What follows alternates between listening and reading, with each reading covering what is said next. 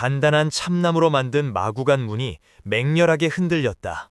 절박하고도 필사적인 충격음이 해변의 저택 전체를 울렸다.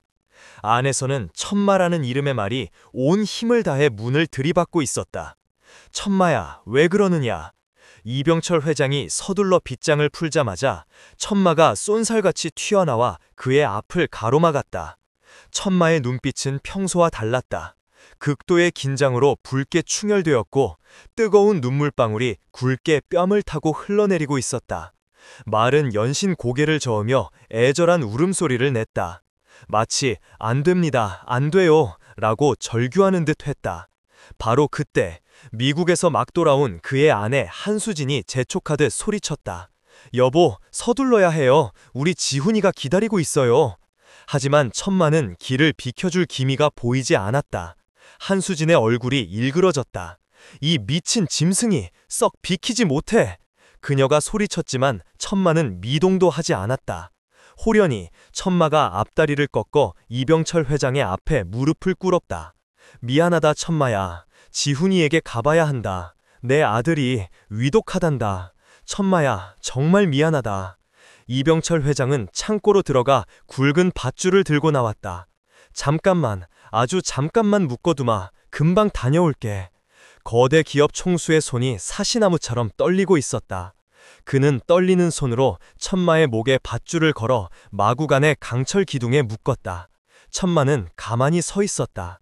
그저 작게, 아주 작게 히힝 하고 울었을 뿐이다.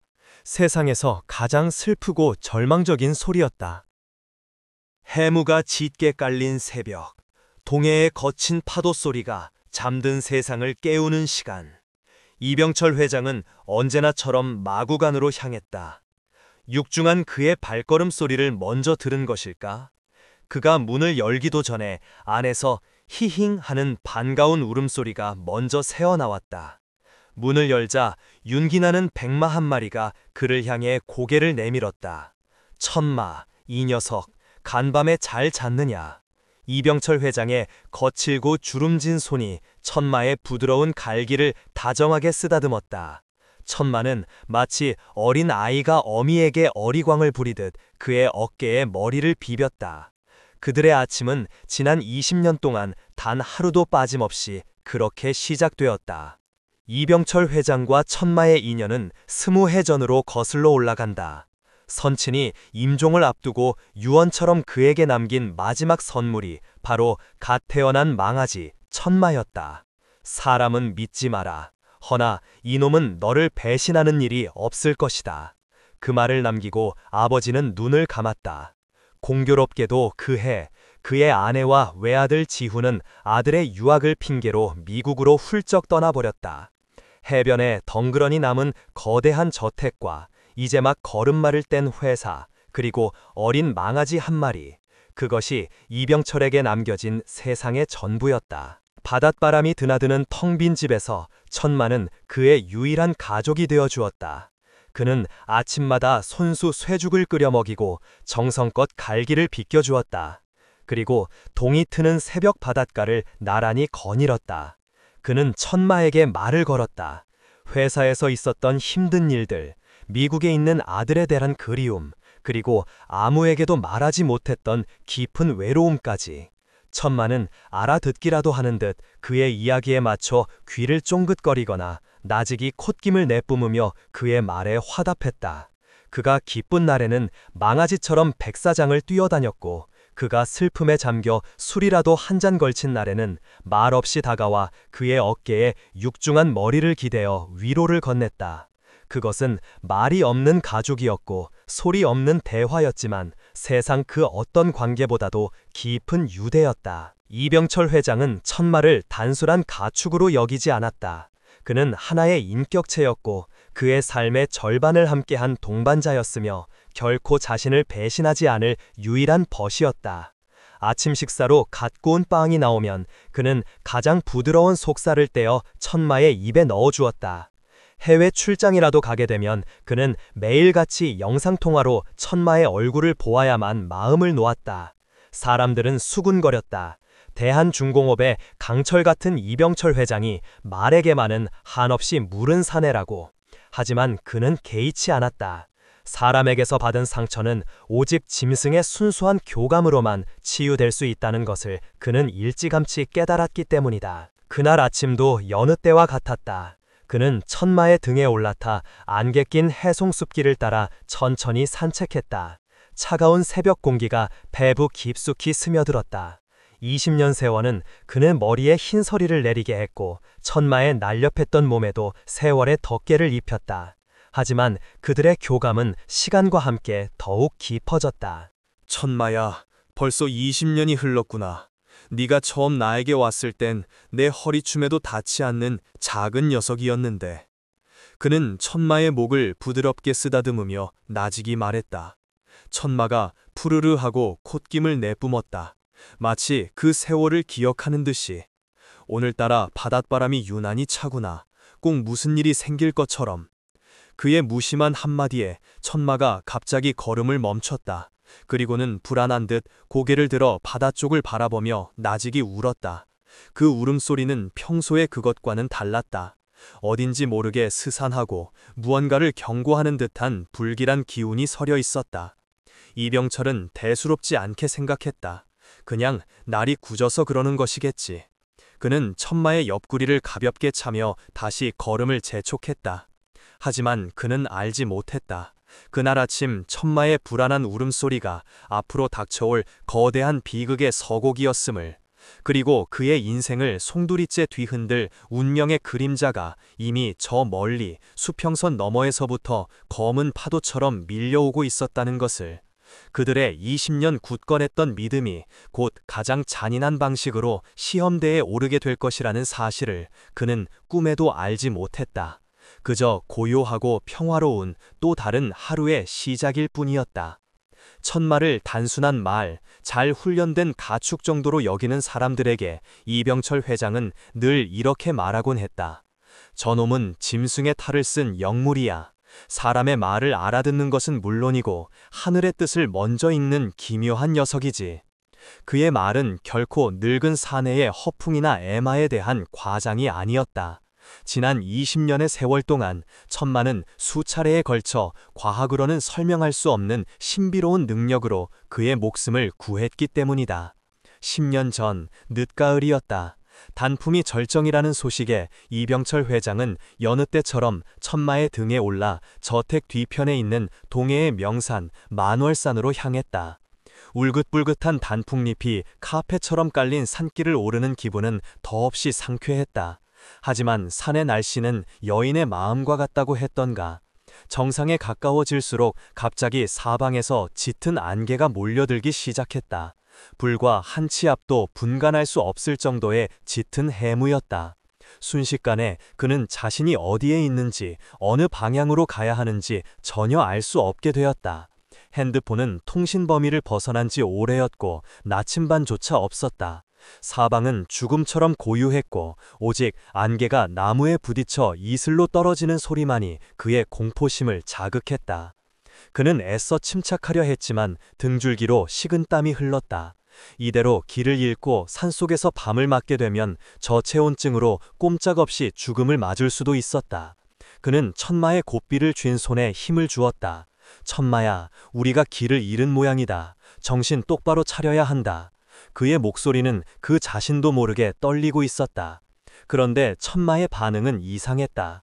말은 조금 더 당황하거나 불안해하는 기색 없이 그저 고개를 들어 허공의 냄새를 맡는 듯 킁킁거리고 있었다. 잠시 후 천마는 그의 의지와는 상관없이 스스로 몸을 돌려 한쪽 방향으로 걷기 시작했다. 길이 없는 험한 숲속이었다. 뾰족한 나뭇가지들이 그의 옷을 찢고 살갗을 핥혔지만 천마는 한치의 망설임도 없이 묵묵히 앞으로 나아갔다. 얼마나 지났을까? 그의 체력이 거의 바닥나고 정신이 혼미해질 무렵 안개 너머로 희미하게 사람들의 목소리가 들려왔다. 회장님, 어디 계십니까? 그를 찾아 나선 저택의 직원들이었다. 천마가 그 칠흑 같은 안개를 뚫고 기적처럼 산 아랫마을로 내려와 도움을 요청했던 것이다. 직원들의 말에 따르면 천마는 마구간으로 돌아오자마자 미친 듯이 울부짖으며 앞발로 땅을 긁어댔고 그들을 보자마자 산 쪽으로 머리를 돌리며 빨리 따라오라는 듯 재촉했다고 한다. 천마가 아니었다면 그는 그날 산속에서 싸늘한 시신으로 발견되었을지도 모른다. 또 한 번은 5년 전 초여름이었다. 그날따라 유난히 날씨가 맑고 파도가 잔잔해 그는 작은 보트를 타고 바다 낚시를 나갈 채비를 하고 있었다. 낚싯대와 미끼를 챙겨 선착장으로 향하는데 천마가 마구간에서 뛰쳐나와 그의 앞을 가로막았다. 그리고는 그의 옷자락을 입으로 물고는 마구간 쪽으로 잡아 끌었다. 마치 오늘만은 절대 밖에 나가면 안 된다고 온 몸으로 말하는 듯 했다. 천마야, 왜 그러느냐? 아비 낚시 좀 다녀오겠다는데. 그는 대수롭지 않게 여기며 천마를 달랬지만 천마의 행동은 더욱 격렬해졌다. 애절하게 울부짖으며 그의 주위를 맴돌았고 심지어 그가 보트에 오르려 하자 앞발을 들어 위협적인 자세까지 취했다. 평생 단 한 번도 그에게 그런 적이 없었던 온순한 녀석이었다. 그의 20년 지기인 늙은 집사는 천마의 기이한 행동을 보고는 그의 팔을 붙잡았다. 회장님, 아무래도 오늘은 나가지 않으시는 게 좋겠습니다. 저놈이 저렇게 구는 데는 필시 무슨 연유가 있을 겁니다. 결국 그는 천마의 고집에 못 이겨 그날 낚시를 포기했다. 그리고 2시간 뒤 믿을 수 없는 일이 벌어졌다. 동해 먼바다에서 발생한 해저지진의 여파로 기상청에서도 예측하지 못한 국지성 해일이 이 일대 해안을 덮친 것이다. 그가 낚시를 하려던 지점은 파도에 휩쓸려 아수라장이 되었고 작은 어선 몇 척이 전복되는 사고까지 발생했다. 그는 저택의 언덕 위에서 집채만한 파도가 자신이 서 있어야 할 그 자리를 망연히 바라보았다. 그의 등골이 서늘해졌다. 만약 그가 천마의 경고를 무시하고 바다로 나갔더라면 그는 마구간으로 달려가 아무것도 모른다는 듯이 여물을 먹고 있는 천마의 목을 끌어안았다. 고맙다 천마야. 네가 또 아비 목숨을 살렸구나. 천마는 그저 그의 뺨에 자신의 따뜻한 뺨을 가만히 비빌 뿐이었다. 그날 이후 이병철 회장은 천마의 영감을 그 어떤 예언가의 말보다 그 어떤 과학적인 데이터보다도 더 굳게 믿게 되었다. 저놈의 눈빛이 흔들리거나 저놈이 까닭없이 울부짖을 때는 반드시 무언가 좋지 않은 일이 생긴다는 것을 그는 경험으로 알게 되었다. 그것은 인간과 짐승의 교감을 넘어선 영혼의 교류에 가까운 것이었다. 오늘 아침 천마의 울음소리가 유난히 스산하게 들렸던 것도 그 때문이었다. 산책을 마치고 돌아온 뒤에도 천마는 마구간에 들어가지 않고 계속해서 바다 쪽을 바라보며 불안하게 서성였다. 마치 저 검푸른 파도 너머에서 다가오고 있는 무언가를 홀로 감지하고 있는 것처럼. 천마야, 대체 무엇이 보이길래 그러느냐? 그가 천마의 목을 쓰다듬으며 물었지만 천마는 대답 대신 그의 손등을 애틋하게 핥을 뿐이었다. 그 까맣고 깊은 눈동자 안에는 이병철 회장이 지금껏 한 번도 본 적 없는 깊은 슬픔과 두려움이 담겨 있었다. 하지만 이병철 회장은 알지 못했다. 오늘 그가 마주해야 할 시련은 안개 낀 산길이나 집채만한 파도 같은 자연의 위협이 아니라는 것을. 그것은 인간의 가장 추악한 탐욕과 거짓으로부터 비롯된 그 어떤 자연재해보다도 더 잔인하고 피할 수 없는 운명의 함정이라는 것을. 그리고 그 함정 앞에서 그가 20년간 쌓아온 천마에 대한 절대적인 믿음이 너무나도 허무하고 고통스럽게 무너져 내리게 될 것이라는 사실을 그는 정말이지 꿈에도 상상하지 못하고 있었다. 그는 그저 자신의 동반자가 보내는 불길한 경고의 의미를 이해하지 못한 채 무심하게 하늘만 바라볼 뿐이었다. 하늘은 폭풍 전야처럼 기만적으로 고요하고 푸르렀다. 그날 오후 저택의 분위기는 아침의 불안감을 비웃기라도 하듯 평온했다. 이병철 회장은 서재에서 밀린 서류들을 검토하고 있었다. 창밖으로는 여전히 바다가 넘실거렸고 천마는 마구간 앞 초지에서 한가롭게 풀을 뜨고 있었다. 하지만 그 평온은 현관의 육중한 문이 열리는 소리와 함께 산산조각 났다. 별다른 기별도 없이 20년 동안 거의 남처럼 지내온 아내 한수진이 저택 안으로 들어섰다. 그것도 혼자가 아니었다. 낯선 양복 차림의 남자 둘을 대동한 갑작스러운 귀한이었다. 이병철 회장은 의아함과 불쾌감이 뒤섞인 표정으로 서재에서 나왔다. 무슨 바람이 불어서 여기까지? 그의 목소리에는 오랜 세월 쌓인 거리감이 묻어 있었다. 하지만 아내의 모습은 그의 예상과는 전혀 달랐다. 늘 화려하고 당당했던 그녀는 온데간데 없었다. 화장기 하나 없는 얼굴은 핏기 없이 창백했고 값비싼 명품으로 치장했을 눈은 퉁퉁 부어 시뻘겋게 충혈되어 있었다. 그녀는 남편을 보자마자 와르르 무너지듯 그의 앞으로 다가왔다. 여보, 우리 지훈이가. 그녀의 목소리는 통곡에 가까웠다. 지훈, 20년 동안 전화로나 간간히 소식을 듣던 기억 속의 소년으로만 남아있는 아들의 이름. 그 이름이 나오자마자 이병철 회장의 심장이 쿵 하고 바닥으로 떨어지는 듯했다. 지훈이가 왜? 무슨 일이야? 한수진은 제대로 말을 잇지 못하고 흐느끼며 떨리는 손으로 자신의 스마트폰을 그의 눈앞에 내밀었다.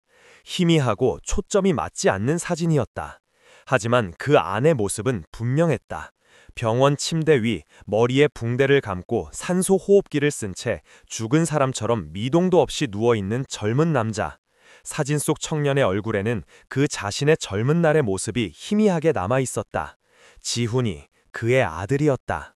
이병철의 세상이 빙글하고 도는 것 같았다. 손에 들고 있던 서류들이 힘없이 바닥으로 흩어졌다. 교통사고를 당했어요. LA 외곽 고속도로에서. 지금 중환자실에 있어요. 의사가 당장 수술하지 않으면 오늘 밤을 넘기기 힘들다고. 그런데 수술비가 너무 엄청나고 보호자인 아버님의 서명이 꼭 필요하대요. 그래서 제가 급하게 이 변호사님들 모시고 온 거예요. 당장 저랑 같이 미국으로 가야 해요. 한수진의 말 한마디 한마디는 비수가 되어 그의 심장에 박혔다. 하나뿐인 아들이 죽어가고 있다. 늘 마음 한구석에 부채감으로 남아있던 아들. 제대로 된 아비 노릇 한번 해주지 못했던 얼굴조차 가물가물한 아들. 그 죄책감이 거대한 파도가 되어 그의 이성을 덮쳐버렸다. 그는 아무 생각도 할 수 없었다. 오직 아들을 살려야 한다는 본능만이 그의 온몸을 지배했다. 가야 하고 말고 당장 짐을. 그가 허둥지둥 안방으로 향하려던 바로 그 순간이었다. 쾅! 마치 폭탄이라도 터진 듯한 굉음과 함께 마구간의 육중한 참나무 문이 부서지듯 열렸다. 그리고 번개처럼 하얀 섬광이 거실 안으로 쏟아져 들어왔다. 천마였다. 어떻게 문을 부수고 나온 것인지 말의 눈은 극도의 분노와 경계심으로 붉게 충혈되어 있었다. 히힝. 그것은 평소의 울음소리가 아니었다. 목이 찢어져라 울부짖는 맹수의 위협적인 포효에 가까웠다. 천마는 앞발로 대리석 바닥을 세차게 긁어대며 금방이라도 한수진에게 달려들 것처럼 콧김을 거칠게 내뿜었다. 그 행동은 너무나도 명확했다. 저 여자는 위험하다. 저 여자를 믿어서는 안 된다. 저 여자는 당신의 적이다. 한수진은 기겁하며 뒤로 물러섰다. 그녀와 함께 온 변호사라는 자들도 겁에 질려 어쩔 줄 몰라 했다. 저 미친 짐승이 왜 이래? 여보, 어떻게 좀 해봐요. 한수진이 날카롭게 소리쳤지만 이병철은 잠시 망설였다. 그는 천마의 이런 모습을 처음 보았다. 지난 20년 동안 천마가 이유 없이 이런 적은 단 한 번도 없었다. 산사태가 나기 전에도 해일이 덮치기 전에도 천마는 언제나 이렇게 불길하게 울었다. 그의 머릿속에서 경고등이 울렸다. 무언가 잘못되었다. 하지만 그 이성의 목소리는 아들이 죽어가고 있다는 끔찍한 현실 앞에서 너무나도 미약했다. 천마야, 괜찮아, 이리 오너라. 그가 천마를 달래려 손을 뻗었지만 천마는 그의 손길마저 거부했다. 대신 더욱 맹렬하게 한수진을 노려보며 위협적으로 울부짖었다. 천마의 까만 눈동자에는 분명한 메시지가 담겨 있었다. 저 여자의 말은 거짓입니다. 저 여자의 눈물은 악어의 눈물입니다. 제발 속지 마십시오. 천마는 알고 있었다. 짐승의 순수한 본능은 인간의 교활한 거짓말 뒤에 숨겨진 차가운 탐욕의 냄새를 정확하게 맡을 수 있었다. 한수진에게서는 아들을 잃을지도 모르는 어미의 슬픔이 아니라 거대한 계획이 성공하기 직전에 탐욕스러운 사냥꾼의 냄새가 났다. 저 여자는 자신의 주인을 해치러 온 적이었다. 이병철은 갈등했다. 한쪽은 20해를 함께한 영물의 필사적인 경고, 다른 한쪽은 피를 나눈 아들의 위급한 소식. 그의 마음은 두 개의 거대한 힘 사이에서 갈기갈기 찢겨나가고 있었다. 여보, 지금 이러고 있을 때가 아니에요. 1분 1초가 급하다고요. 우리 지훈이가 죽어가고 있단 말이에요. 한소진의 절규 섞인 외침이 그의 귓전을 때렸다. 그 순간 그의 마음속 저울은 아들 쪽으로 급격하게 기울었다. 그래, 지금은 말 한마리의 이상행동 따위를 신경 쓸 때가 아니다. 내 아들이 죽어가고 있다. 설령 천마의 경고가 사실이라 한들 아들의 목숨보다 중할 수는 없었다. 만에 하나, 정말 만에 하나라도 아들이 잘못된다면 그는 평생 자신을 용서할 수 없을 것이다. 이성적인 판단은 완전히 마비되었다. 그는 천마를 향해 평생 처음으로 소리를 질렀다. 천마야, 비켜! 어서 비키란 말이다! 하지만 천마는 요지부동이었다. 오히려 더욱 필사적으로 그의 앞을 가로막으며 절망적으로 고개를 저었다. 마치 가지 마세요. 제발 가지 마세요. 라고 애원하는 듯 했다. 그 까만 눈에서 뜨거운 눈물방울이 툭 하고 떨어졌다. 짐승이 피눈물을 흘리고 있었다. 그 광경을 본 이병철의 마음도 찢어질 듯 아팠다. 하지만 그는 이미 결정을 내렸다. 그는 아들을 선택해야만 했다. 그는 비통한 얼굴로 천마의 곁을 스쳐 지나갔다. 천마는 그가 지나가자 더욱 처절하게 울부짖었다. 그것은 배신당한 충신의 울음이었고 파멸을 향해 걸어가는 주인을 못 막는 무력한 존재의 절규였다. 그러나 그 울음소리는 아들을 구해야 한다는 맹목적인 부성애에 사로잡힌 아버지의 귀에는 더 이상 닿지 않았다. 그는 이미 돌이킬 수 없는 선택의 강을 건너고 있었다. 이병철 회장의 머릿속은 하얗게 비어 있었다. 아들의 사진이, 산소호흡기에 의지한 채 죽은 듯 누워있는 아들의 모습이 눈앞에서 떠나지 않았다. 지훈아, 내 아들아, 아비가 간다. 조금만 버텨다오. 그의 심장은 당장이라도 터져버릴 것처럼 격렬하게 뛰었고 귓가에서는 이명이 윙윙거렸다. 그는 지금 자신이 무엇을 해야 하는지, 무엇이 옳은 판단인지 생각할 겨를이 없었다. 오직 아들을 살려야 한다는 강박적인 일념만이 그의 모든 사고를 지배하고 있었다. 그의 혼란을 꿰뚫어 보기라도 한 듯 한수진은 결정적인 한 방을 날렸다. 그녀는 옆에 서 있던 변호사에게서 서류 뭉치 하나를 건네받아 그의 눈앞에 펼쳐 보였다. 그것은 주식 매매 계약서라는 글자가 선명하게 박힌 두툼한 법률 문서였다. 여보, 시간이 없어요. 지금 당장 현금으로 만들 수 있는 건 당신이 가진 대한중공업 지분밖에 없어요. 제가 이미 미국에서부터 구매자를 알아보고 왔어요. 이 서류에 사인만 하면 계약금이 즉시 달러로 병원비 계좌에 입금될 거예요. 이게 지금 우리가 지훈이를 살릴 수 있는 유일하고도 가장 빠른 방법이에요. 그녀의 목소리는 다급했지만 눈빛은 그 어느 때보다도 차갑고 계산적으로 빛나고 있었다. 함께 온 변호사라는 자들도 기다렸다는 듯 가방에서 만년필을 꺼내 그의 앞에 내밀었다. 마치 잘 짜인 연극의 한 장면처럼 모든 것이 일사불란하게 진행되었다. 대한중공업, 그것은 그의 아버지로부터 물려받은 그의 인생 전부를 바쳐 일군 피와 땀의 결정체였다. 회사의 경영권 그 자체였다. 평소 같았으면 단 일주라도 그 누구의 손에 넘기는 것을 목숨처럼 여겼을 그였다. 하지만 지금 아들의 목숨 앞에서는 그 모든 것이 휴지 조각처럼 느껴졌다. 회사 따위, 돈 따위 전부 다 없어져도 좋았다. 제발 내 아들만 살릴 수 있다면. 알았소, 서명하겠소. 펜을 주시오.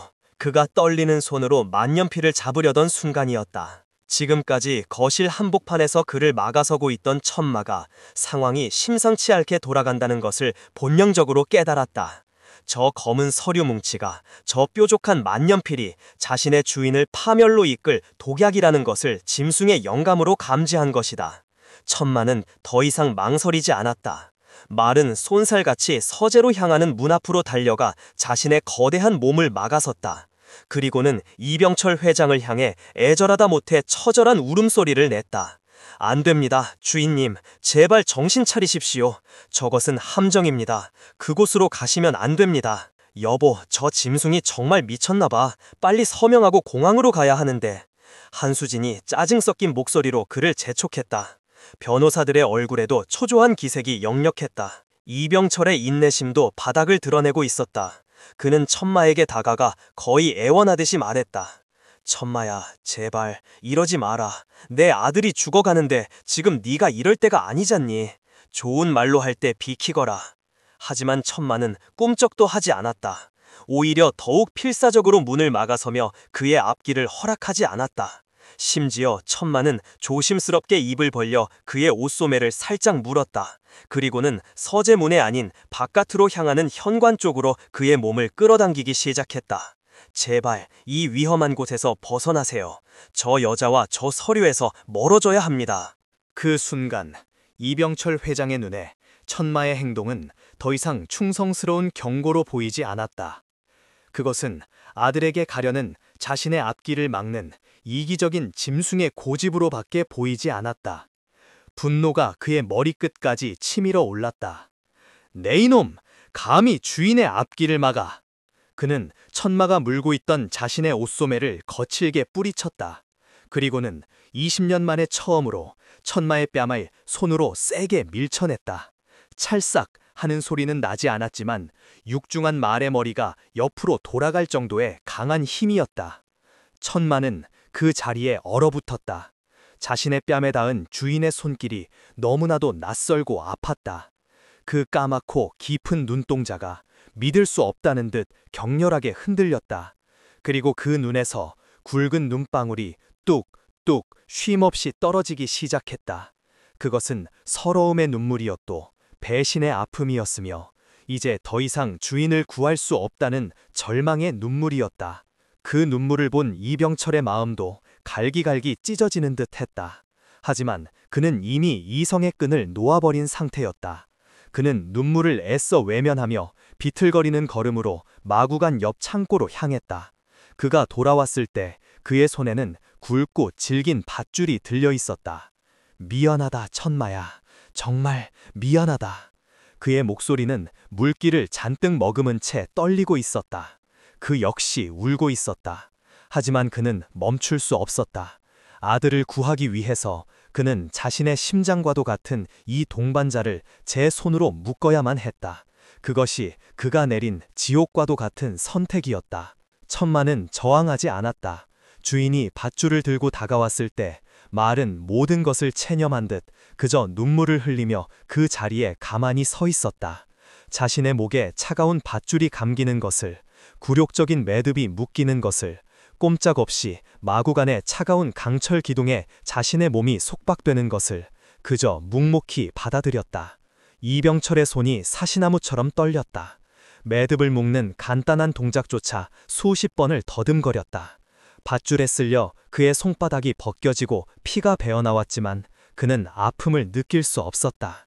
20년의 믿음과 신뢰를 제 손으로 끊어내는 고통에 비하면 육체의 아픔 따위는 아무것도 아니었다. 마침내 마지막 매듭이 묶였다. 천마는 이제 강철 기둥에 단단히 묶여 한 걸음도 움직일 수 없는 신세가 되었다. 그는 차마 묶여있는 천마의 얼굴을 볼 수가 없었다. 그는 서둘러 몸을 돌려 서재로 향했다. 그의 등 뒤로 천마의 마지막 울음소리가 들려왔다. 휘힝. 그것은 더 이상 분노의 포효도 경고의 외침도 아니었다. 모든 것을 잃어버린 존재가 내뱉는 세상에서 가장 슬프고 처절한 비명이었다. 영혼이 찢겨나가는 소리였다. 그 울음소리를 들으며 이병철 회장은 비틀거리는 걸음으로 서재의 책상 앞에 앉았다. 그는 떨리는 손으로 계약서의 마지막 장을 펼쳤다. 주식 양도인 이병철. 그의 이름 옆 도장을 찍는 란이 비어 있었다. 그는 인감 도장을 집어들었다. 아들의 얼굴이 눈앞에 어른거렸다. 그는 눈을 질끈 감았다.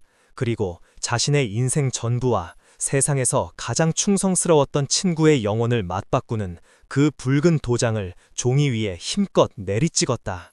쿵 하는 소리가 텅 빈 서재를 울렸다. 그것은 단순히 도장이 찍히는 소리가 아니었다. 한 남자의 인생이 송두리째 무너져 내리는 소리였고 돌이킬 수 없는 비극의 막이 오르는 소리였다. 창밖에서는 묶여있는 천마의 구슬픈 울음소리가 바닷바람을 타고 저주처럼 울려 퍼지고 있었다. 검은색 세단은 마치 상처 입은 짐승처럼 해안 도로를 질주했다. 운전대를 잡은 변호사의 손에는 땀이 흥건했고 뒷좌석에 앉은 이병철 회장은 창밖으로 스쳐 지나가는 풍경조차 눈에 들어오지 않았다. 그의 온 신경은 오직 공항, 그리고 태평양 건너 죽어가고 있을 아들에게로 향해 있었다. 귓가에는 여전히 강철기동에 묶여 처절하게 울부짖던 천마의 마지막 울음소리가 메아리처럼 맴돌았다. 미안하다, 천마야. 아비가 돌아오면 네가 좋아하는 각설탕을 산더미처럼 사주마. 그는 애써 죄책감을 떨치려는 듯 마른 입술을 깨물었다. 그의 옆에서 한수진은 모든 계획이 성공했다는 안도감과 희열을 감추려 애쓰고 있었다. 그녀의 가방 아래는 이병철의 인감이 찍힌 주식 매매 계약서가 고이 들어 있었다. 이제 이 지긋지긋한 시골 바닷가를 떠나 대한중공업의 막대한 부를 손에 쥐고 LA의 화려한 삶으로 돌아갈 일만 남았다. 아들의 교통사고는 물론 새빨간 거짓말이었다. 병실에 누워있던 사진은 돈으로 매수한 브로커가 만들어낸 조악한 합성 사진에 불과했다. 그녀는 백미러에 비친 남편의 고통스러운 얼굴을 곁눈질로 훔쳐보았다. 20년의 세월도 저 우직하고 어리석은 남자를 조금도 바꾸지 못했다. 그녀의 입가에 경멸적인 미소가 희미하게 스쳤다. 차가 해안 절벽을 끼고 도는 가장 위험한 구간에 접어들었을 때였다. 그 누구도 예상하지 못한 순간 자동차가 격렬하게 요동치기 시작했다. 마치 거인의 손이 땅을 잡고 흔들기라도 하는 것처럼. 처음에는 단순히 타이어에 펑크가 난 것이라고 생각했다. 하지만 이내 도로 양옆의 가로등들이 엿가락처럼 휘어지고 아스팔트 도로 위에 거미줄 같은 균열이 생겨나는 것을 보고서야 깨달았다. 지진이었다. 우르르 쾅쾅. 하늘이 무너지는 듯한 굉음과 함께 그들이 막 지나온 길 위로 거대한 바위 덩어리들이 산사태처럼 쏟아져 내렸다. 운전하던 변호사가 기겁하며 급브레이크를 밟았다. 끼익 하는 날카로운 마찰음과 함께 차가 도로 한복판에 멈춰섰다. 그들의 퇴로가 완전히 막혀버린 것이다. 하지만 재앙은 그것으로 끝나지 않았다. 에엥, 에엥. 저 멀리 해안 마을에서부터 귀를 찢는 듯한 사이렌 소리가 울려 퍼지기 시작했다. 해일 경보였다. 지진으로 인해 거대한 쓰나미가 동해안으로 몰려오고 있다는 죽음을 경고하는 소리였다. 이병철은 본능적으로 창밖의 바다를 보았다. 평소에는 잔잔하기만 하던 바다가 마치 거대한 괴물이 깨어한 것처럼 검푸른 빛으로 들끓고 있었다. 수평선 저 멀리 하얀 포마를 일으키는 거대한 벽이 믿을 수 없는 속도로 그들을 향해 다가오고 있었다. 오늘 아침 천마가 불안하게 울부짖으며 바라보던 바로 그 바다였다. 짐승의 탈을 쓴 영물, 하늘의 뜻을 먼저 읽는 녀석, 선친의 목소리가, 천마의 처절한 울음소리가 그의 뇌리를 번개처럼 스치고 지나갔다. 천마는 알고 있었던 것이다. 오늘 이 바다가 분노할 것이라는 사실을. 그래서 그렇도록 필사적으로 자신의 옷자락을 물고 늘어지며 이곳에서 벗어나야 한다고 애원했던 것이다. 그런데 나는 그런 녀석을 내 손으로. 그의 얼굴이 새하얗게 질려갔다. 단순한 공포가 아니었다.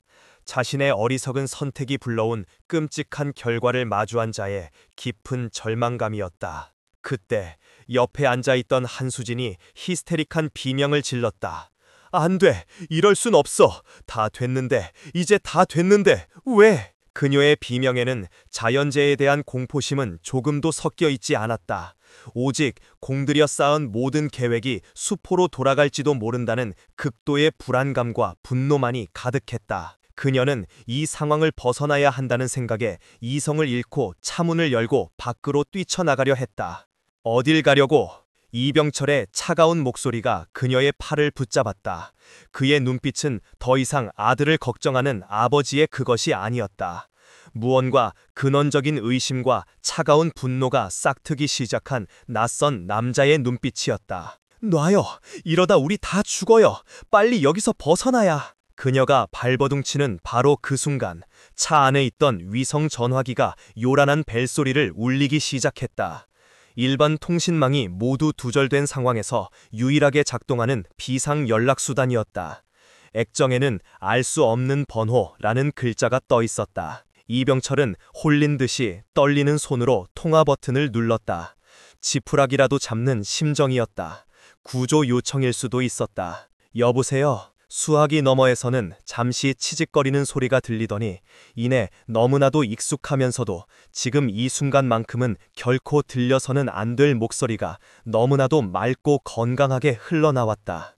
아버지, 저 지훈이에요. 지훈, 아들의 목소리였다. 죽어가고 있다던 산소호흡기에 의지하고 있다던 바로 그 아들의.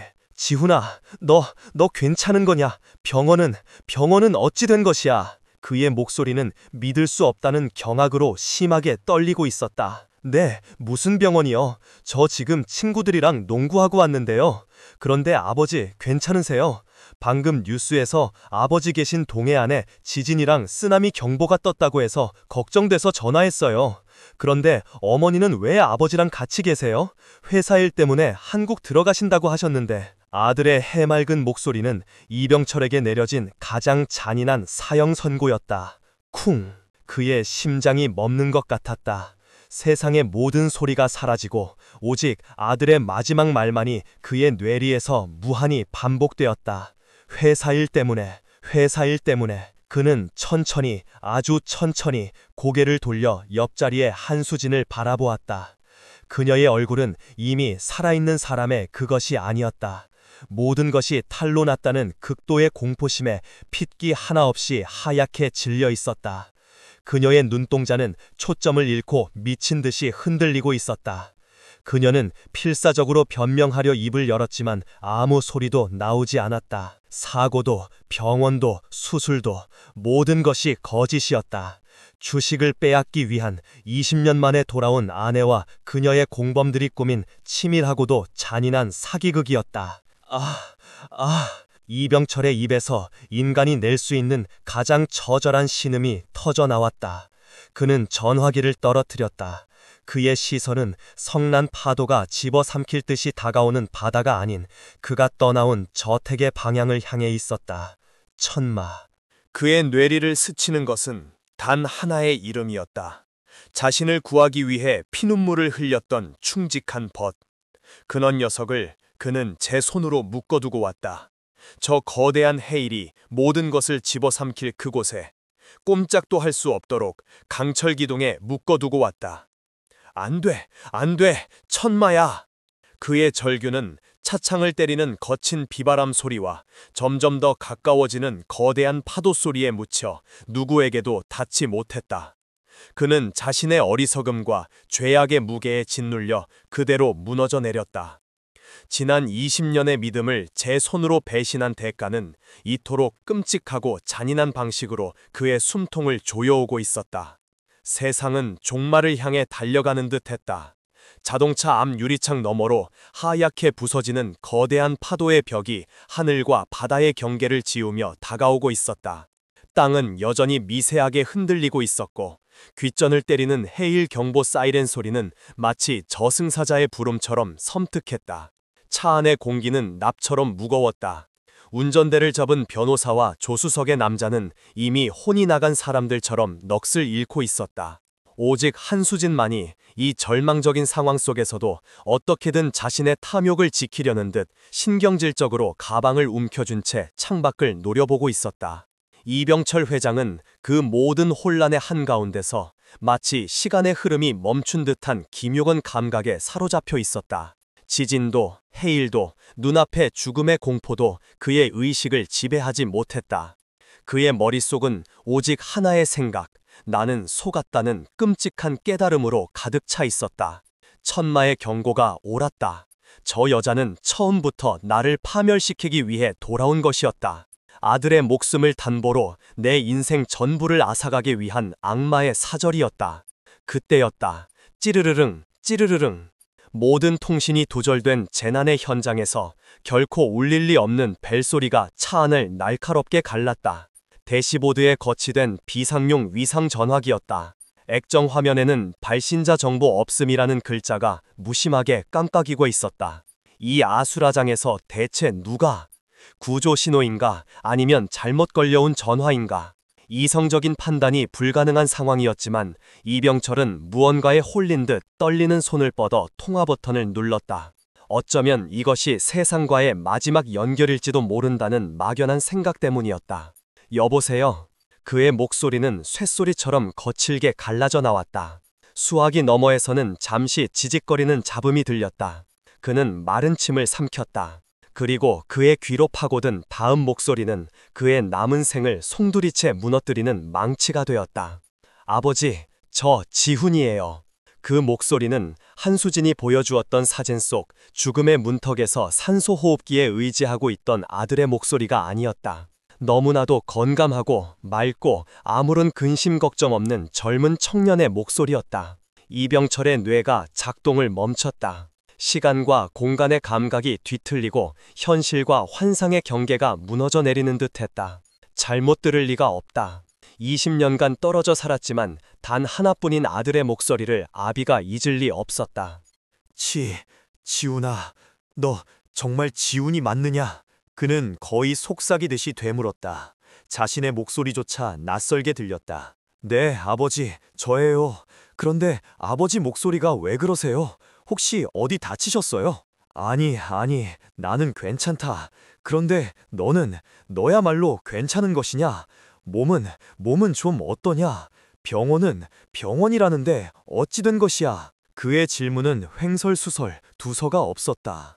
그는 필사적으로 이 모든 것이 악몽이기를, 지금 듣고 있는 아들의 목소리가 죽기 직전의 환청이기를 바랐다. 차라리 아들이 정말 아픈 것이 지금 이 순간만큼은 그에게 구원이었다. 병원이요? 무슨 말씀이세요? 저 지금 친구들이랑 농구하고 막 들어왔는데요. 그런데 아버지, 정말 괜찮으세요?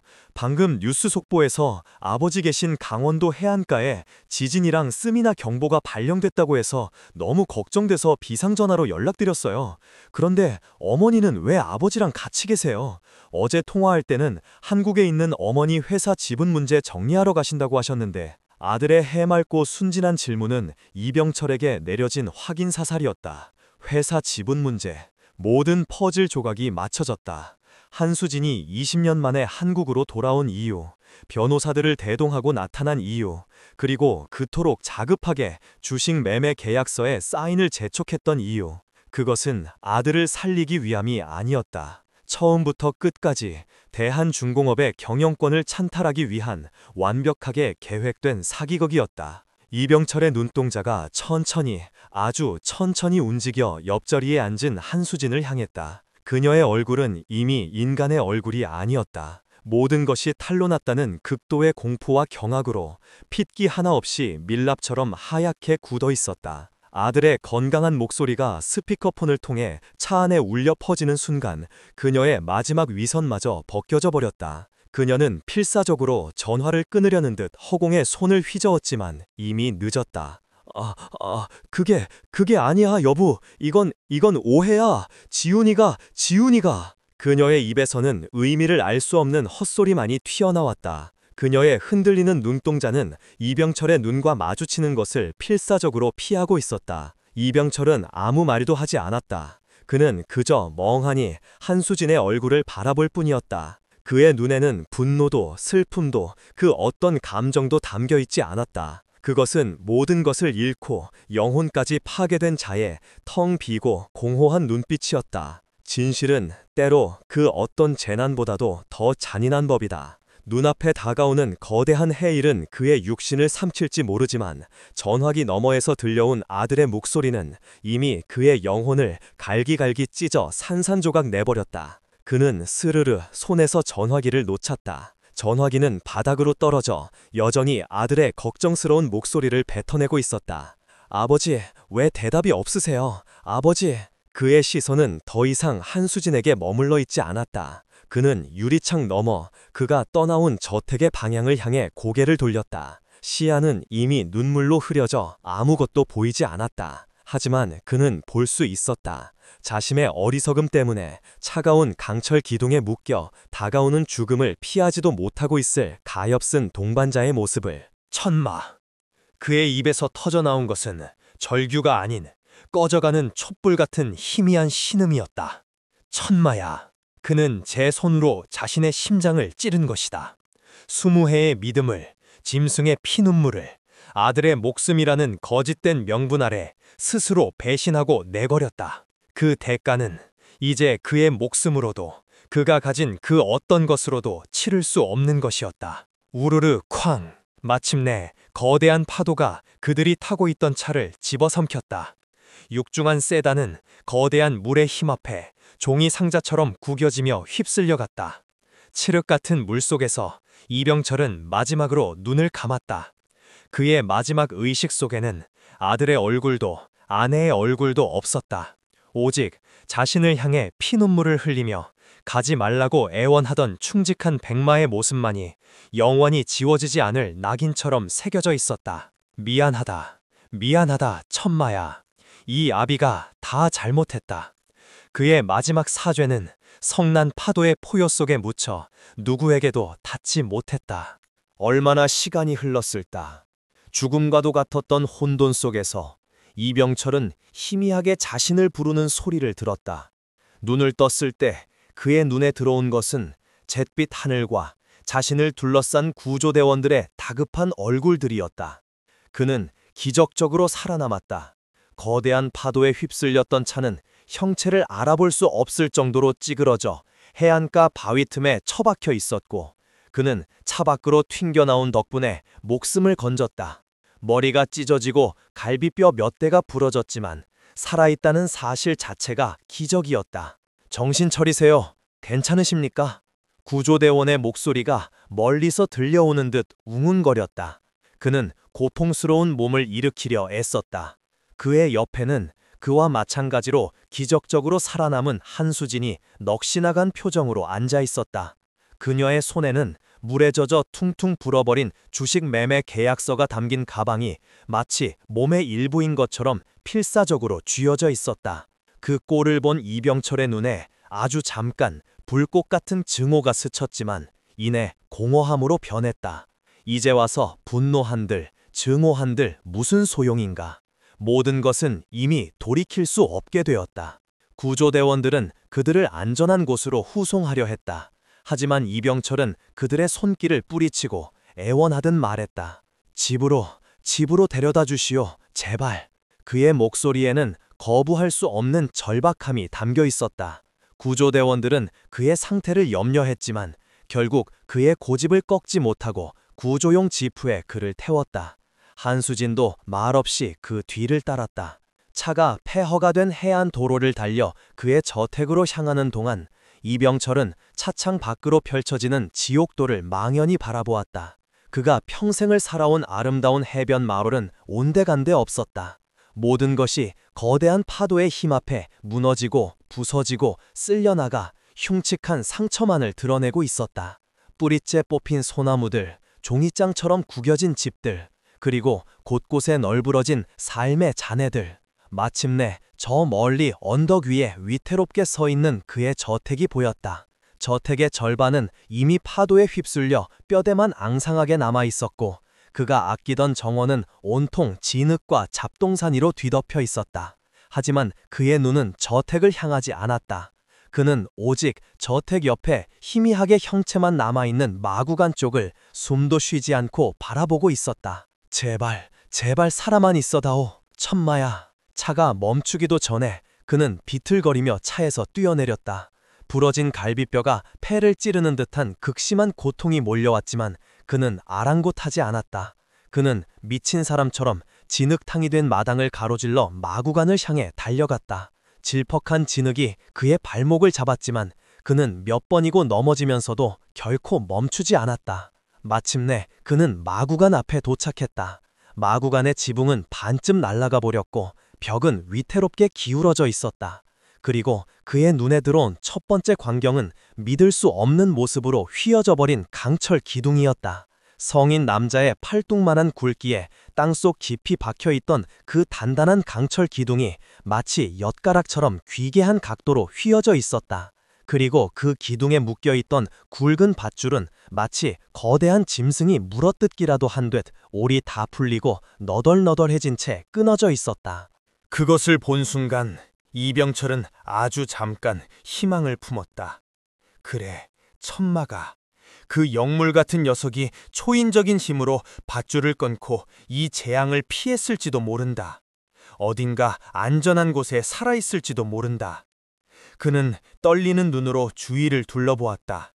천마의 이름을 목이 터져라 부르려 했다. 천마야! 하지만 그의 목소리는 터져나오지 못했다. 마당 한가운데 가장 높은 곳, 파도가 미처 다 삼키지 못한 작은 언덕배기 위에 무언가 하얀 물체가 진흙석에 파묻힌 채 쓰러져 있었다.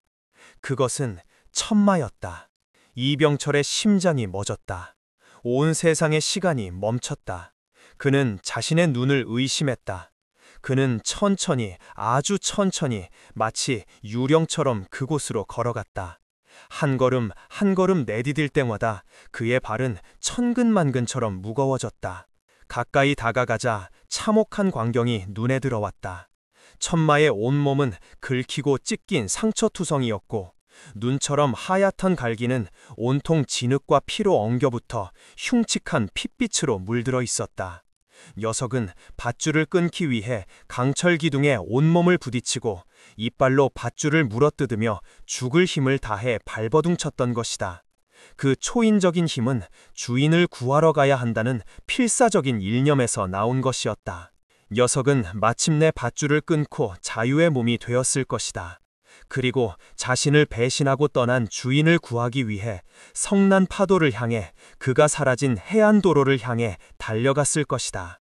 하지만 너무 늦었던 것이다. 천마는 이병철이 떠나간 방향을 향해 머리를 둔 채 그렇게 쓰러져 있었다.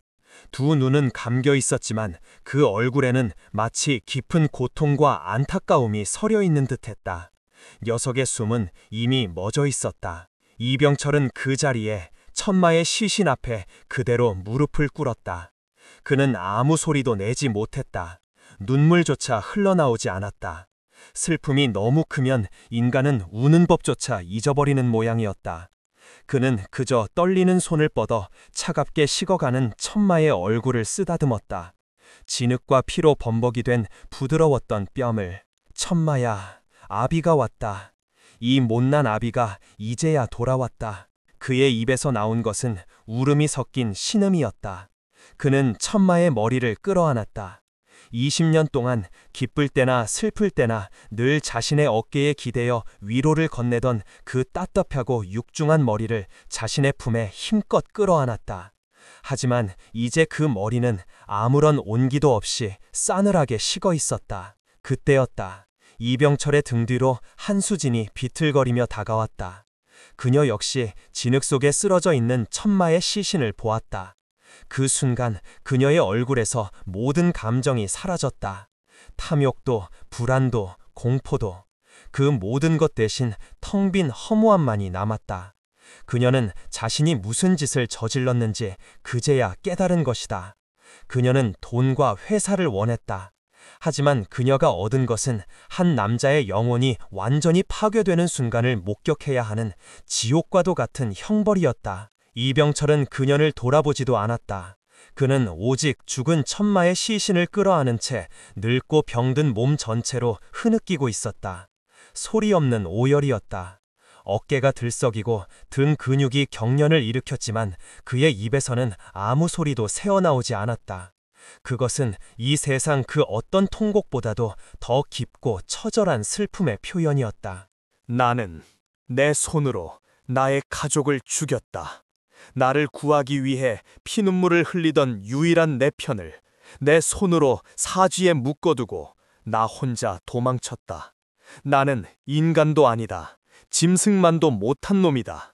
끝없는 자책과 회한이 거대한 해일이 되어 그의 영혼을 삼켜버렸다. 그는 이제 더 이상 대한중공업의 강철 같은 회장이 아니었다. 그는 그저 자신의 가장 소중한 것을 자신의 어리석음으로 잃어버리고 망가져버린 한낱 늙고 나약한 인간일 뿐이었다. 한수진은 그 모습을 차마 더 이상 지켜볼 수가 없었다. 그녀는 비틀거리며 뒷걸음질 쳤다. 그녀가 원했던 것은 이것이 아니었다. 그녀는 그가 분노하고 자신을 저주하기를 바랐을지도 모른다. 하지만 그의 저 소리 없는 절망은 그 어떤 비난보다도 더 날카로운 칼이 되어 그의 심장을 꿰뚫었다.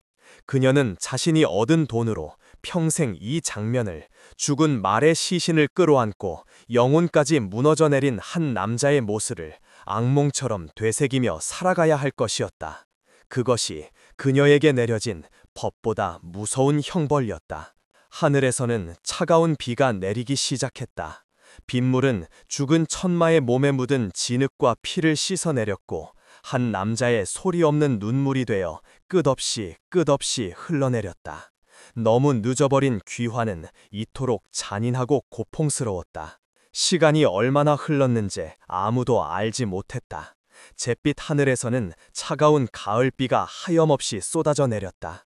빗줄기는 폐허가 된 저택의 잔해 위로, 진흙탕으로 변해버린 마당 위로, 그리고 싸늘하게 식어가는 백마의 시신 위로 공평하게 그리고 무심하게 흘러내렸다. 세상의 모든 소리가 멎은 듯한 그곳에는 오직 빗소리와 멀리서 들려오는 성난 파도 소리만이 가득했다. 이병철 회장은 여전히 그 자리에 무릎을 꿇은 채였다. 그는 죽은 천마의 머리를 자신의 무릎에 뉘이고 마치 잠든 아이를 어루만지듯 젖은 갈기를 부드럽게 쓸어주고 있었다. 그의 입은 굳게 닫혀 있었고 그의 눈에서는 더 이상 눈물이 흐르지 않았다. 하지만 그의 늙고 지친 몸 전체가 마치 거대한 슬픔이라는 병마에 사로잡힌 듯 가늘게 그러나 멈추지 않고 떨리고 있었다. 그것은 소리 없는 통곡이었다.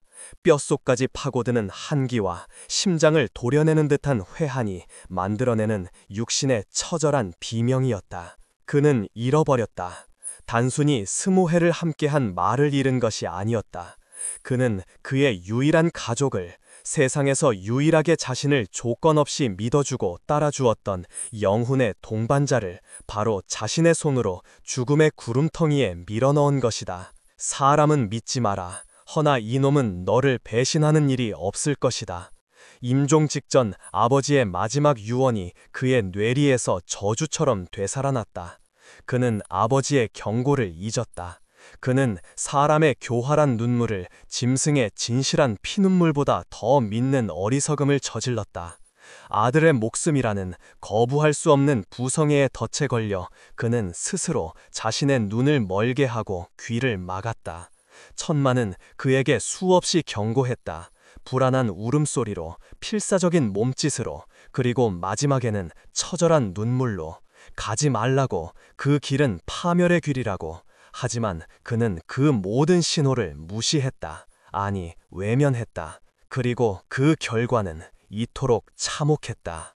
그의 떨리는 손이 끊어진 밧줄이 감겨있던 천마의 목덜미를 어루만졌다. 밧줄에 쓸려 깊게 파인 상처가 그의 손끝에 생생하게 느껴졌다. 얼마나 아팠을까, 얼마나 고통스러웠을까. 이 밧줄을 끊고 자신을 구하러 오기 위해 이 녀석은 얼마나 필사적으로 발버둥 쳤을까. 상상만으로도 그의 심장이 갈기갈기 찢겨나가는 것 같았다. 그는 차라리 저 파도에 휩쓸려 죽어버리는 편이 나았을 것이라고 생각했다. 이렇게 살아남아 자신의 죄악의 결과를 두 눈으로 확인해야 하는 이 순간은 죽음보다 더한 지옥이었다. 몇 걸음 떨어진 곳에서 한수진은 망부석처럼 그 자리에 서 있었다. 그녀의 손에 들려있던 가방이 어느새 힘없이 바닥에 떨어져 있었다. 그 안에는 그녀가 목숨처럼 여기던 주식 매매 계약서가 들어있었지만 이제 그것은 그녀에게 아무런 의미도 없는 물에 젖은 휴지 뭉치에 불과했다. 그녀는 자신이 원했던 모든 것을 손에 넣었다. 막대한 부, 그리고 대한중공업의 경영권. 하지만 그녀는 행복하지 않았다. 아니, 그녀는 지금 느끼는 이 감정이 무엇인지조차 알 수 없었다. 텅 비어버린 공허함, 그리고 등골을 타고 오르는 섬뜩한 한기. 그녀는 이병철의 뒷모습을 바라보았다. 한때 자신이 사랑했고 존경했으며 또한 질투했던 남자. 강철 같던 그 남자가 죽은 말 한 마리를 끌어안고 영혼까지 부서져 내리는 모습을. 그녀는 그가 자신을 향해 분노하고 저주를 퍼붓고 멱살이라도 잡아주기를 바랐다. 차라리 그것이 견디기 쉬웠을 것이다. 하지만 그는 그녀에게 단 한 번의 눈길조차 주지 않았다. 그녀는 마치 이 세상에 존재하지 않는 사람처럼, 투명 인간처럼 철저히 무시당하고 있었다. 그의 세상에는 이제 오직 죽은 천마와 씻을 수 없는 자신의 죄만이 존재할 뿐이었다. 바로 그것이 그녀에게 내려진 가장 무서운 형벌이었다. 그녀는 법의 심판을 받게 될 것이다. 사기죄, 재산 탈취. 하지만 감옥에서의 몇 년이 지금 그녀가 겪고 있는 이 지옥보다 더 고통스러울까? 아닐 것이다. 그녀는 평생 죽는 날까지 바로 이 장면을 기억하며 살아가야 할 것이다. 자신의 탐욕 때문에 한 남자의 인생이, 그의 영혼이 어떻게 완벽하게 파괴되었는지를, 그리고 그 남자의 곁을 지키던 충직한 한 생명이 얼마나 고통스럽게 죽어갔는지를. 밤마다 꿈속에서 천마의 피눈물과 이병철의 소리 없는 우열이 그녀를 찾아와 괴롭힐 것이다. 그녀가 손에 쥔 막대한 불은 그녀의 죄를 영원히 되새기게 하는 낙인이 될 것이다. 그녀는 모든 것을 얻었지만 동시에 모든 것을 잃었다. 인간으로서 가질 수 있는 마지막 존엄성, 그리고 마음의 평화까지도. 빗줄기가 점점 더 거세졌다. 구조대원들이 다가와 이병철 회장에게 자리를 옮겨야 한다고 조심스럽게 권했지만 그는 미동도 하지 않았다. 그는 마치 천마의 시신과 함께 이 비 내리는 폐허 속에서 화석이 되어버리려는 듯 꼼짝도 하지 않았다. 그때 저 멀리서 또 다른 구조용 차량 한 대가 위태롭게 진흙탕기를 헤치며 다가왔다. 차에서 내린 사람은 이 모든 비극의 원인을 제공한 변호사들과 그리고 경찰들이었다. 그들은 멍하니 서 있는 한수진에게 다가와 차가운 목소리로 그녀의 권리를 고지하고 그녀의 손목에 차가운 수갑을 채웠다. 한수진은 저항하지 않았다. 그녀는 마치 영혼이 빠져나간 인형처럼 그들이 이끄는 대로 순순히 몸을 맡겼다. 경찰차에 오르기 직전 그녀는 마지막으로 이병철의 뒷모습을 돌아보았다. 그녀의 입술이 희미하게 움직였다. 미안해요 라고 말하려 했던 것일까? 하지만 아무 소리도 나오지 않았다. 이미 너무 늦어버렸다. 경찰차가 떠나고 현장에는 다시 무거운 침묵이 내려앉았다. 이병철은 여전히 같은 자세로 죽은 천마를 끌어안고 있었다. 그의 귓가에는 아무것도 들리지 않았다. 빗소리도, 파도 소리도, 사람들의 웅성거림도. 그의 세상은 오직 소리 없는 슬픔으로 가득 차 있었다. 거짓의 대가는 이토록 참혹했다. 그것은 단순히 돈이나 명예를 잃는 것이 아니었다. 그것은 한 인간의 영혼을 파괴하고 되돌릴 수 없는 상실의 고통 속에 영원히 가두어버리는 가장 잔인한 형벌이었다. 하늘은 이 모든 비극을 그저 말없이 차가운 비를 뿌리며 지켜보고만 있을 뿐이었다. 구원도 용서도 없는 처절한 슬픔의 시간만이 끝없이 이어지고 있었다. 그 끔찍한 재앙이 휩쓸고 지나간 지 일주일 후 해변의 작은 마을은 더디지만 조금씩 상처를 회복하기 시작했다. 무너진 집터 위에서는 새로운 기둥을 세우려는 망치 소리가 들려왔고 아이들은 언제 그런 일이 있었냐는 듯 진흙탕 속에서 다시 웃음꽃을 피웠다. 시간은 그렇게 망각이라는 약을 뿌리며 모든 것을 아물게 하는 듯 보였다.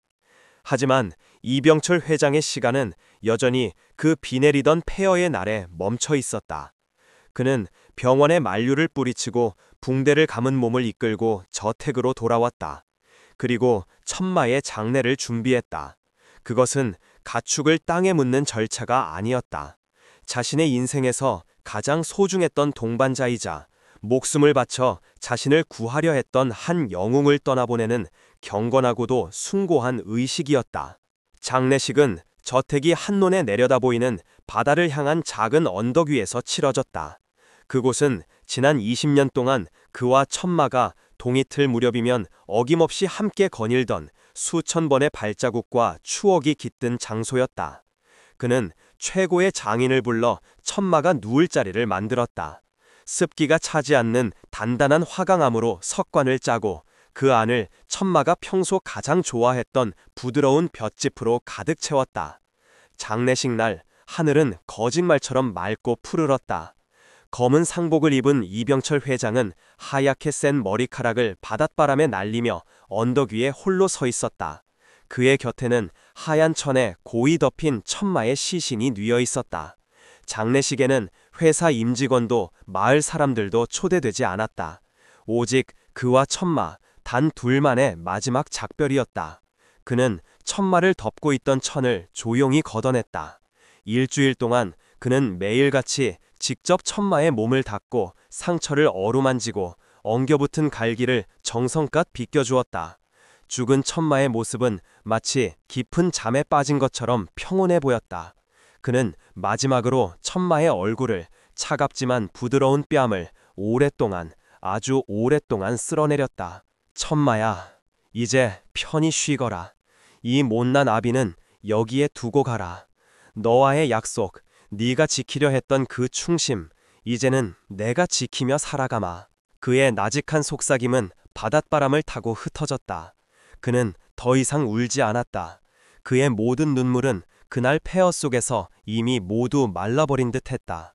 그의 눈에는 깊이를 알 수 없는 슬픔과 돌처럼 단단하게 굳어진 어떤 결심만이 담겨 있을 뿐이었다.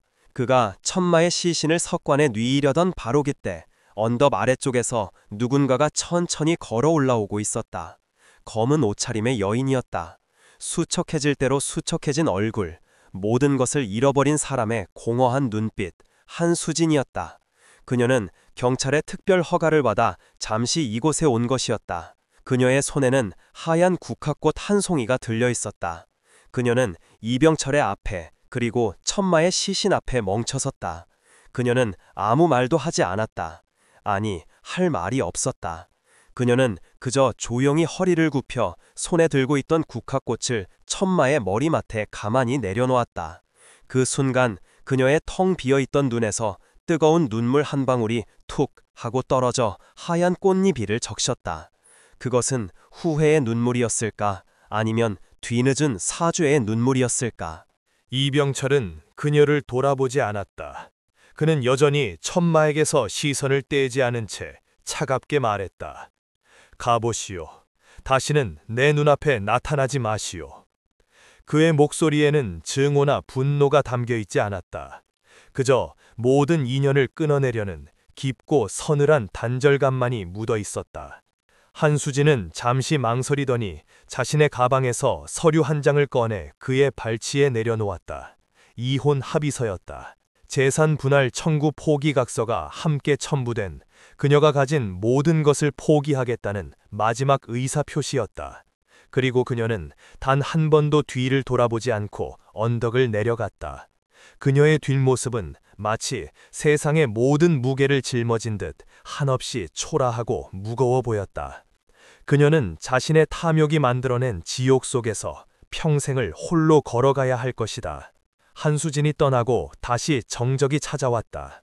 이병철은 묵묵히 천마의 시신을 석관 안에 안치했다.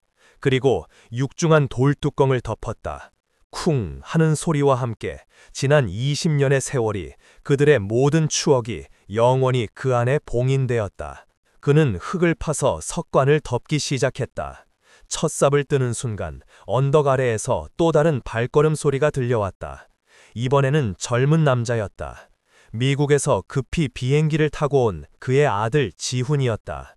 지훈은 모든 진실을 알게 된 후 죄책감과 슬픔에 몸을 가누지 못했다. 그는 언덕 위로 달려 올라오자마자 아버지의 모습도 주변의 풍경도 보이지 않는 듯 이제 막 흙이 덮이기 시작하는 무덤 앞에 그대로 무릎을 꿇었다. 죄송합니다. 죄송합니다. 그의 입에서는 오직 그 말만이 울음과 함께 터져 나왔다.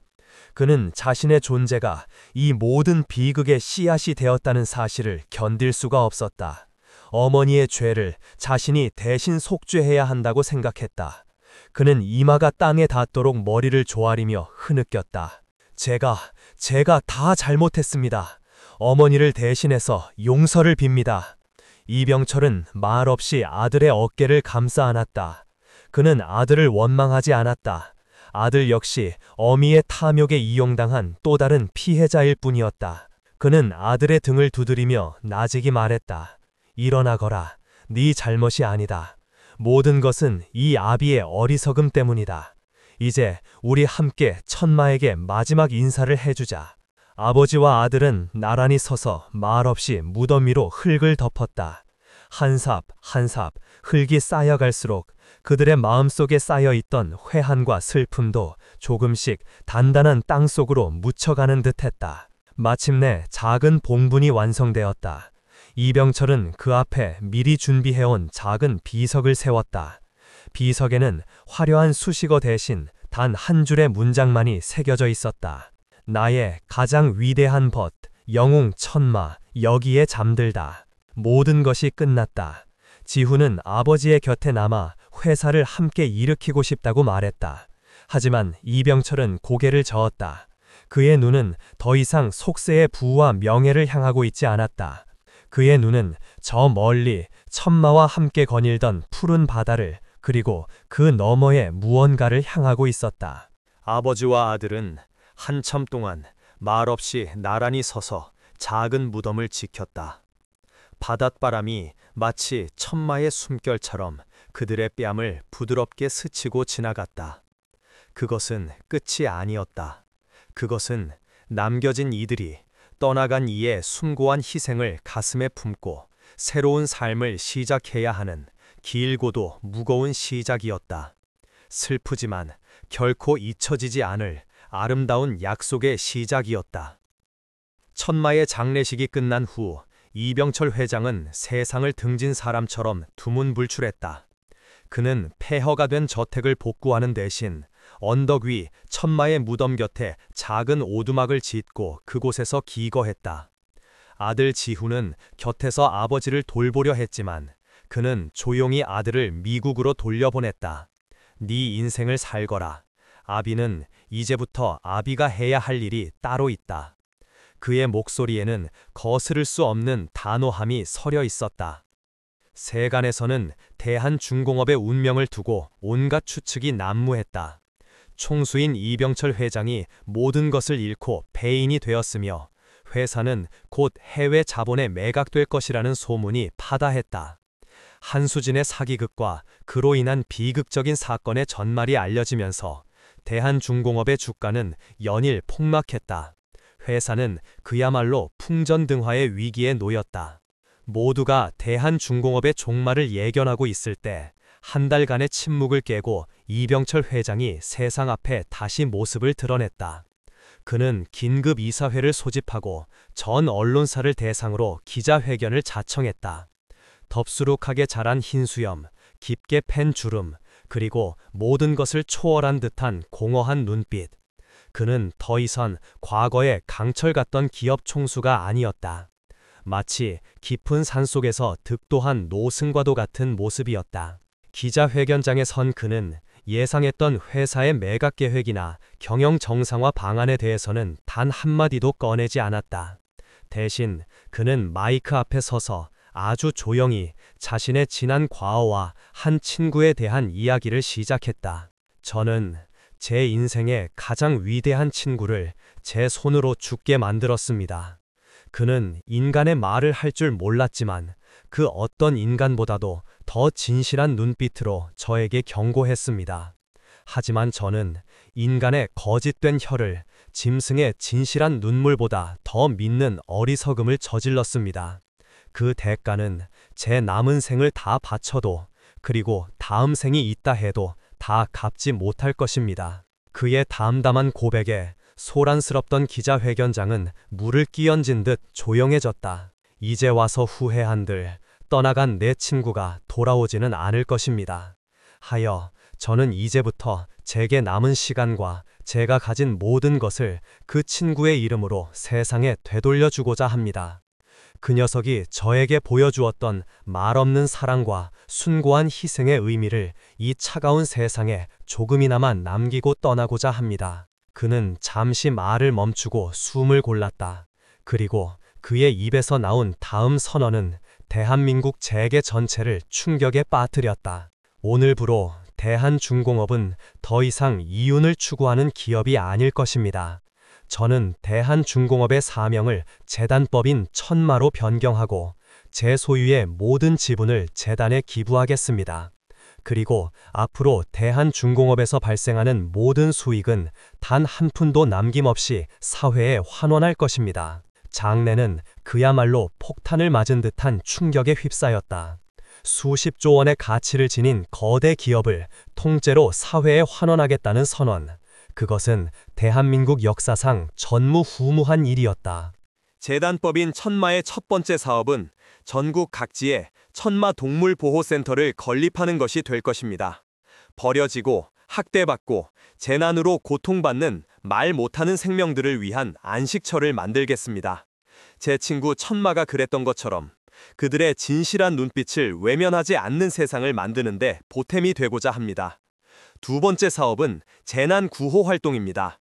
저희가 겪었던 그 끔찍한 해일처럼 예측할 수 없는 자연재해로 삶의 터전을 잃은 이웃들을 돕겠습니다. 그들이 다시 일어설 수 있도록 천마재단이 가장 먼저 달려가 그들의 손을 잡아줄 것입니다. 그의 선언은 단순히 부를 사회에 환원하는 차원을 넘어선 것이었다. 그것은 자신의 가장 고통스러운 상처를 세상을 치유하는 약으로 승화시키려는 한 인간의 위대한 참회이자 구원의 몸짓이었다. 그는 돈이나 명예로는 결코 자신의 죄를 씻을 수 없음을 깨달은 것이다. 오직 천마가 자신에게 보여주었던 것과 같은 조건 없는 사랑과 희생을 실천하는 것만이 그가 살아남은 유일한 이유가 되어야 함을 깨달은 것이다. 그의 발표 이후 세상은 그를 미치광이 혹은 이 시대의 마지막 성자라고 부르며 갑론박을 벌였다. 하지만 그는 더 이상 세상의 평가에 연연하지 않았다. 그는 묵묵히 자신의 마지막 약속을 실천해 나갔다. 가장 먼저 폐허가 된 그의 저택 부지 위에 대한민국에서 가장 크고 현대적인 시설을 갖춘 천마 동물보호센터가 세워졌다. 그는 매일같이 공사 현장을 찾아 벽돌 하나하나가 제대로 놓이는지를 직접 감독했다. 센터가 완공된 후 그는 화려한 이사장실 대신 센터의 가장 구석진 마구간 한쪽에 자신의 작은 거처를 마련했다. 그리고 버려진 늙은 말들의 대소변을 직접 치우고 상처 입은 유기견들의 몸을 닦아주며 남은 생을 보내기 시작했다. 그의 진심은 세상을 움직였다. 대한중공업의 직원들은 더 이상 월급을 위해 일하지 않았다. 그들은 천마재단의 일원이라는 자부심을 가지고 더 큰 사명감을 위해 일했다. 회사의 수익은 기적적으로 이전보다 더 높아졌고 그 수익은 고스란히 더 많은 동물보호센터를 짓고 더 많은 재난 현장으로 달려가는 자금이 되었다. 전국 곳곳에서 지진이나 홍수 같은 재난이 발생하면 가장 먼저 현장에 도착하는 것은 천마재단의 파란색 조끼를 입은 자원봉사자들이었다. 그들은 이병철 회장과 함께 말없이 무너진 집터를 치우고 이재민들에게 따뜻한 밥을 나누어 주었다. 사람들은 그들을 천마의 기수들이라고 불렀다. 이병철 회장은 그렇게 천마의 이름으로 세상의 가장 낮고 어두운 곳을 찾아다녔다. 그는 더 이상 웃지 않았지만 그의 얼굴에는 이전에는 볼 수 없었던 깊은 평온함이 자리 잡고 있었다. 그는 봉사 현장에서 상처 입은 동물들의 맑은 눈 속에서 그리고 재난으로 모든 것을 잃었지만 희망을 이야기하는 사람들의 얼굴 속에서 죽은 천마의 모습을, 그 숭고한 영혼을 매일같이 마주하고 있었다. 그는 천마의 죽음을 헛되게 하지 않았다. 그는 자신의 비극적인 실패를 수많은 생명을 구하는 위대한 유산으로 바꾸어 놓았다. 말 한마리의 숭고한 죽음이 한 인간을 구원하고 나아가 세상을 바꾸는 기적을 만들어낸 것이다. 천마라는 이름은 더 이상 한 마리의 100마를 의미하는 것이 아니었다. 그것은 말없이 진실을 말하는 눈빛, 조건 없이 모든 것을 내어주는 사랑, 그리고 어떤 절망 속에서도 다시 피어나는 희망의 상징이 되어 세상 사람들의 가슴 속에 영원히 살아 숨쉬게 되었다. 불멸의 유산은 그렇게 가장 깊은 슬픔의 땅 위에서 피어난 꽃이었다. 세월은 강물처럼 흘러 또다시 10년이라는 시간이 지났다. 강산이 변하고 사람들의 기억도 희미해지는 긴 시간이었다. 한때 대한민국을 떠들썩하게 했던 대한중공업의 비극과 재단법인 천마의 기적 같은 탄생 이야기도 이제는 나이든 사람들의 입에서나 가끔 오르내리는 옛 이야기가 되어가고 있었다. 하지만 동해의 그 작은 해변 마을에는 변하지 않는 풍경이 하나 있었다. 사람들은 여전히 동이틀 무렵이면 언덕 위 작은 무덤가에 앉아있는 백발의 노인을 볼 수 있었다. 깊게 팬 주름, 앙상하게 마른 체구, 이제는 누가 보아도 영락없는 어촌의 늙은이에 불과했지만 그의 눈빛만은 예전처럼 깊고 고요했다. 그 노인은 한때 대한민국 재계를 호령했던 이병철 회장이었다. 그는 지난 10년간 단 하루도 거르지 않고 천마의 무덤을 찾았다. 마치 20해 동안 새벽 산책을 함께 했던 그 약속을 죽어서도 이어가려는 듯이 그는 무덤 앞에 쪼그리고 앉아 잡초를 뽑고 비석에 낀 이끼를 마른 수건으로 정성껏 닦아냈다. 그리고는 아무 말 없이 아주 오랫동안 천마가 마지막 순간까지 바라보았죠. 저 멀고 푸른 바다를 응시하곤 했다. 그가 바다를 바라보며 무슨 생각을 하는지 아는 사람은 아무도 없었다. 하지만 마을 사람들은 어렴풋이 짐작할 수 있었다.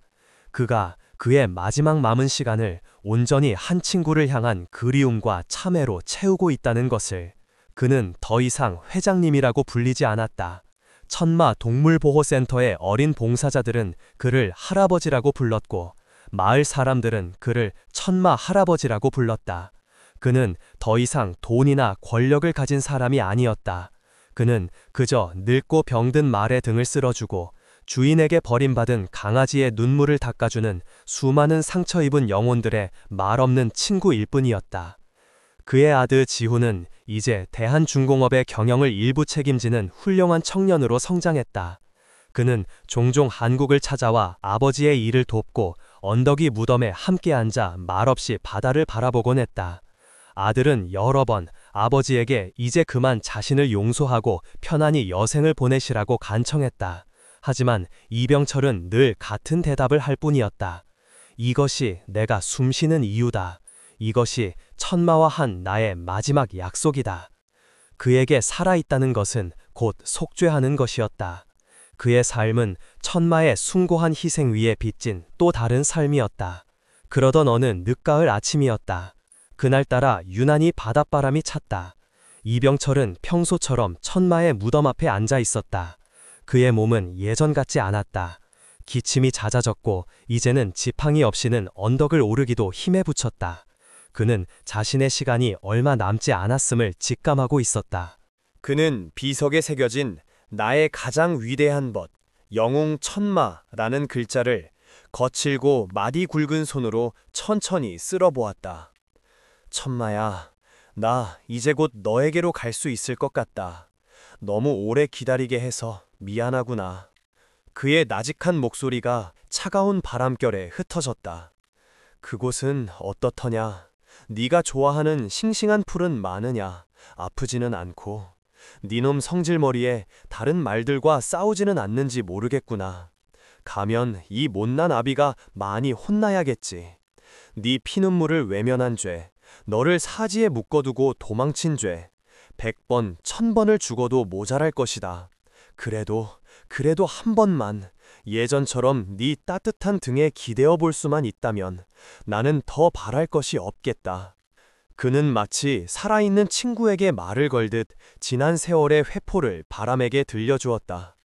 그가 어떻게 천마재단을 세우게 되었는지, 그가 만났던 수많은 상처 입은 동물들의 이야기, 그리고 그들의 눈 속에서 어떻게 너를 발견했는지에 대해.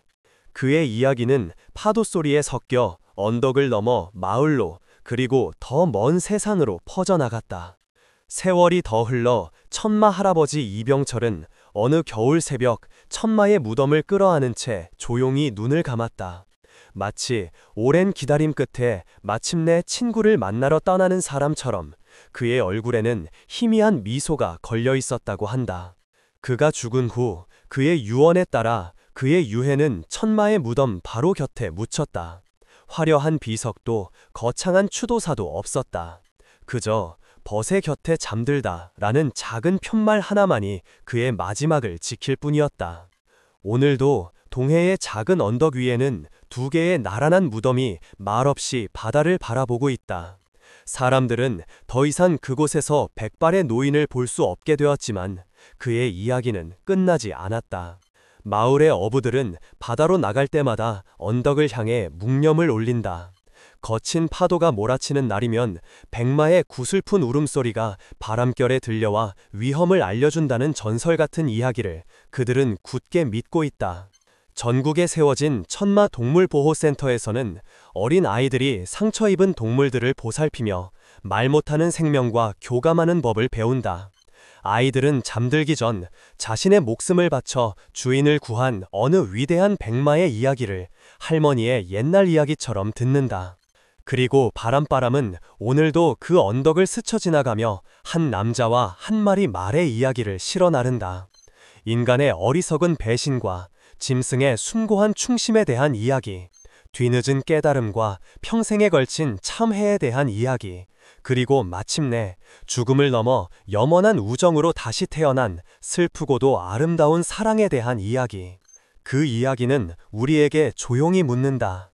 진정으로 믿어야 할 것은 화려한 언변으로 포장된 인간의 약속인가? 아니면 말없이 지켜보는 진실한 동물자의 눈빛인가? 진정한 사랑이란 무엇으로 증명되는가? 바람은 대답 대신 두 개의 무덤 주위를 부드럽게 맴돌다 다시 푸른 바다를 향해 흩어질 뿐이다. 그 대답은 이제 이 이야기를 듣는 우리들 각자의 마음속에서 찾아야 할 몫으로 영원히 남아있을 것이다.